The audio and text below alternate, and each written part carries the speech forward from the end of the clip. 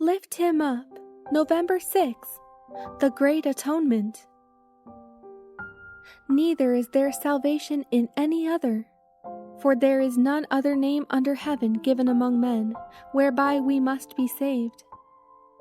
Adam, in his innocence, had enjoyed open communion with his Maker, but sin brought separation between God and man, and the atonement of Christ alone could span the abyss and make possible the communication of blessing or salvation from heaven to earth. Man was still cut off from direct approach to his Creator, but God would communicate with him through Christ and angels. Thus were revealed to Adam important events in the history of mankind, from the time when the divine sentence was pronounced in Eden, to the flood, and onward to the first advent of the Son of God. He was shown that while the sacrifice of Christ would be of sufficient value to save the whole world, many would choose a life of sin rather than of repentance and obedience. Crime would increase through successive generations, and the curse of sin would rest more and more heavily upon the human race, upon the beasts, and upon the earth.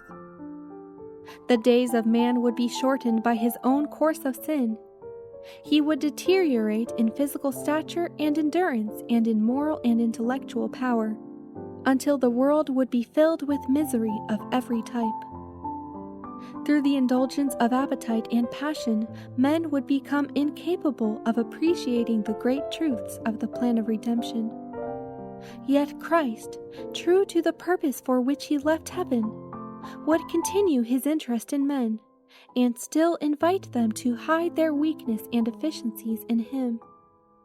He would supply the needs of all who would come unto him in faith, and there would ever be a few who would preserve the knowledge of God and would remain unsullied amid the prevailing iniquity. The sacrificial offerings were ordained by God to be to man a perpetual reminder and a penitential acknowledgement of his sin and a confession of his faith in the promised Redeemer. They were intended to impress upon the fallen race the solemn truth that it was sin that caused death.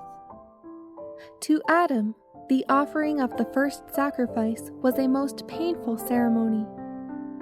His hand must be raised to take life, which only God could give. It was the first time he had ever witnessed death, and he knew that had he been obedient to God, there would have been no death of man or beast. As he slew the innocent victim, he trembled at the thought that his sin must shed the blood of the spotless Lamb of God. And he marveled at the infinite goodness that would give such a ransom to save the guilty. A star of hope illumined the dark and terrible future and relieved it of its utter desolation.